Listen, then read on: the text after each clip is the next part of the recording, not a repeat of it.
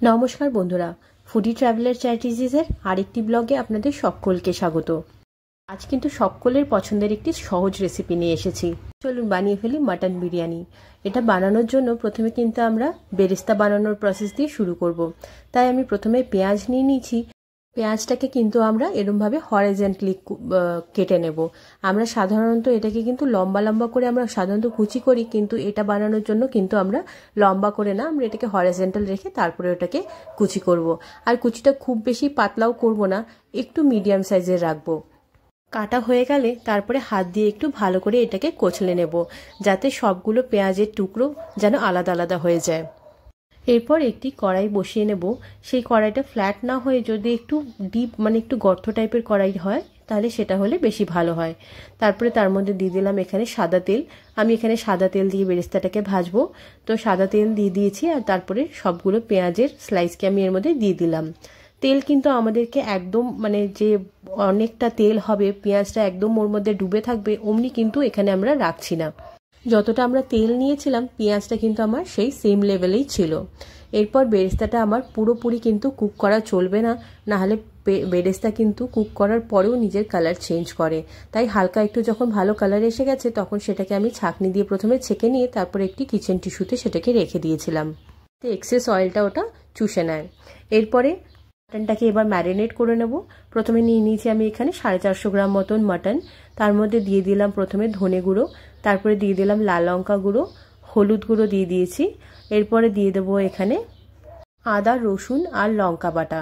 আমি তিনটেকে একসাথে মিক্সিতে একটু ঘুরিয়ে নিয়েছি, কারণ অল্প রসুন আর অল্প আদা তো আর বাটা যাবে না, তার জন্য আমি তার সাথে একবারে লঙ্কাটাকেও বেটে নিয়েছিলাম। এবার এটাকে দেওয়ার পরে তারপরে আমরা দিয়ে দিচ্ছি এখানে বিরিয়ানি মশলা। বিরিয়ানি মশলাটা আমি এখানে 2 চামচ দিলাম। দিয়ে তারপরে এর মধ্যে দিয়ে দেবো একটু ধনে পাতা কুচোনো, আর দিয়ে দেবো এখানে পুদিনা পাতা কুচোনো।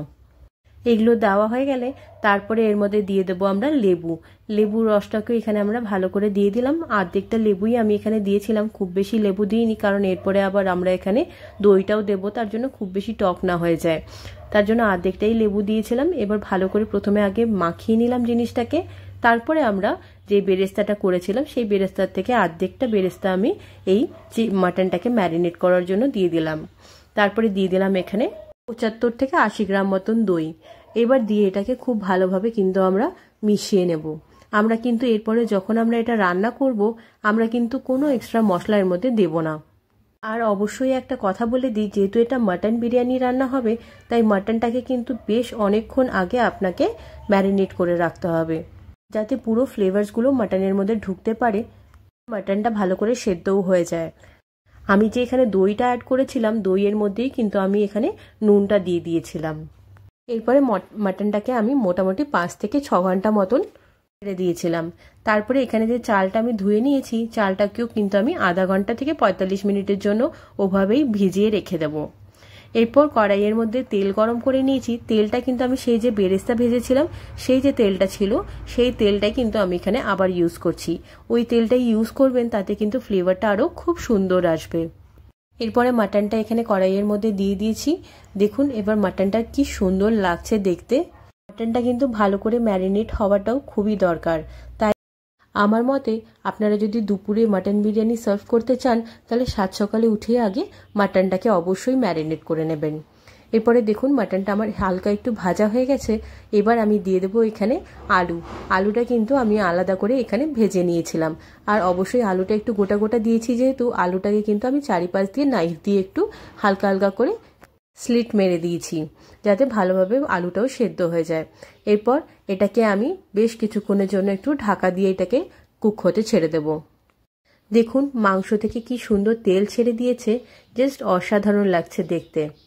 মাটনটাকে যদি আপনারা বেশিক্ষণ ধরে ম্যারিনেট করে রাখেন তাহলে কিন্তু আপনাদেরকে আর এটাকে প্রেসারে দেওয়ার দরকার পড়বে না। নাহলে কিন্তু অবশ্যই যদি আপনারা তখনই ধরুন 1 ঘন্টার জন্য ম্যারিনেট করছেন আর এরপরেই আপনারা বিরিয়ানি বানাবেন তাহলে কিন্তু অবশ্যই প্রেসারে আপনাদেরকে 3 থেকে 4 সিটি দিয়ে নিতে হবে, তাহলেই মাটনটা খুব ভালোভাবে কিন্তু সেদ্ধ হয়ে যাবে।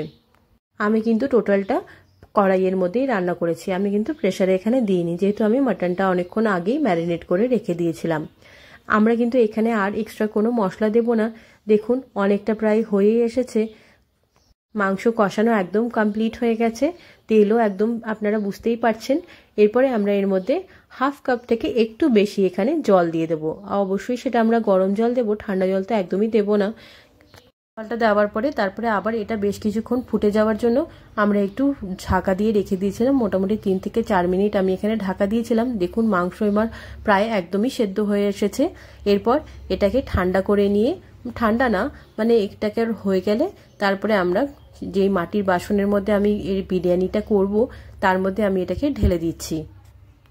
আপনারা এখানে ঝোলটা যতটা রাখবেন ততটাই কিন্তু বিরিয়ানির যে ড্রাইনেসটা আছে সেই হিসেবে তৈরি হবে। মানে যদি বেশি ড্রাই হয়ে যায় তাহলে বিরিয়ানিও কিন্তু একদম ড্রাই হয়ে যাবে। তাই একদম খুব বেশি ড্রাই না করে আমি একটু হালকা ঝোল রেখেছি, যাতে ভাতটা আমরা 90% করে দিলে তারপরে বাকিটা যেন এর মধ্যে সেদ্ধ হয়ে যায় আর যাতে নিচে ধরেও না যায়। এরপরে ধনেপাতা, পুদিনা পাতা আর বিরিয়ানি মশলা দিয়ে আমি এটাকে ঢেকে রেখে দিয়েছিলাম। এবার যে বিরিয়ানির জন্য আমরা চালটা বানাবো সেটা আমরা ভাতটাকে তৈরি করে নিই। প্রথমে এমনি একটা প্যানের মধ্যে আমি 2টো তেজপাতা, স্টার মশলা, একটি লঙ্কা, একটু এলাচ, গোলমরিচ, একটু লবঙ্গ আর অল্প একটু লেবুর রস দিয়ে দিয়েছিলাম। আপনারা কিন্তু অবশ্যই এখানে শাহি জিরাটাও ইউজ করবেন। আমি একদমই শাহি জিরাটা এখানে দিতে ভুলে গেছিলাম, যেটা একদমই খুবই দরকার ছিল, কিন্তু বিরিয়ানি কিন্তু তাও আমার খুবই সুন্দর টেস্টি হয়েছিল। চলুন এবার আমি একটি ছাঁকনি দিয়ে যে মশলাগুলো এখানে তুলে নিচ্ছি। আমি হালকা একটু গোলমরিচগুলো এখানে ছেড়ে দিয়েছি, কারণ সেটা যখন একটু বাইটের মধ্যে একটু পড়ে তখন কিন্তু খুব সুন্দর লাগে খেতে।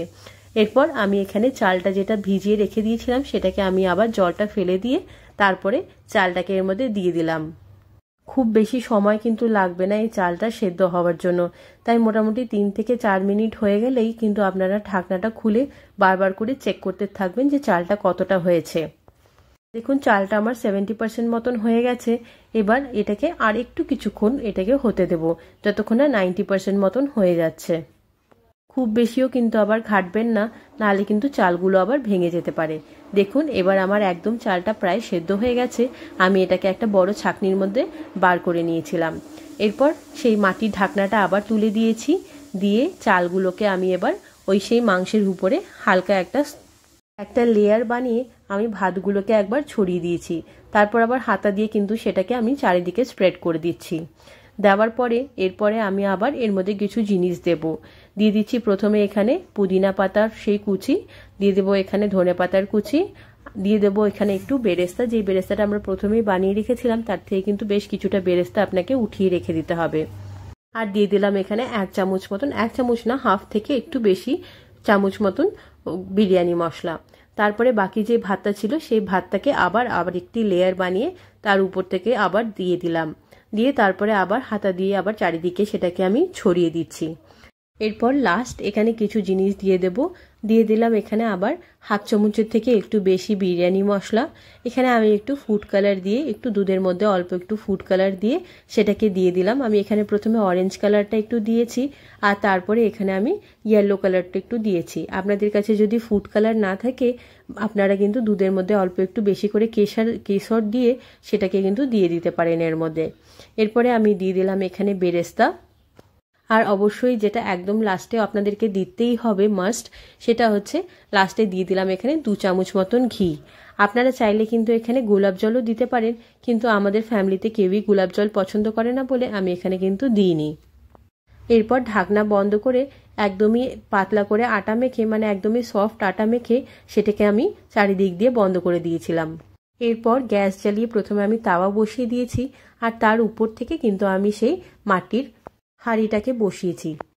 প্রথমে আমি এটাকে একদমই হাই ফ্লেমে 5 মিনিট ধরে এটাকে কুক হতে দিয়েছি। তারপর আবার 12 থেকে 13 মিনিট মতন এটাকে আমি একদমই কম আঁচের মধ্যে কুক হতে দিয়েছি। আর তারপর যখন বন্ধ করে দিয়েছি, বন্ধ করেও কিন্তু আমি এটাকে 10 থেকে 15 মিনিট মতন রেখে দিয়েছিলাম। দেখুন কি বিরিয়ানি কিন্তু একদম আমার পারফেক্ট হয়েছে, একটু হালকা হালকা মশলা আর একদম ঝরঝরে ভাত। চলুন এটাকে এবার দইয়ের সাথে প্লেটিং করে নিই আর গরম গরম সবার জন্য সার্ভ করে দিই। এটা কিন্তু বিরিয়ানি বানানোর খুবই একটি সহজ রেসিপি, তাই আপনারাও বাড়িতে ট্রাই করবেন। আর আমার এই ভিডিওটি ভালো লেগে থাকলে প্লিজ আমার ভিডিওটিকে একটি লাইক করবেন।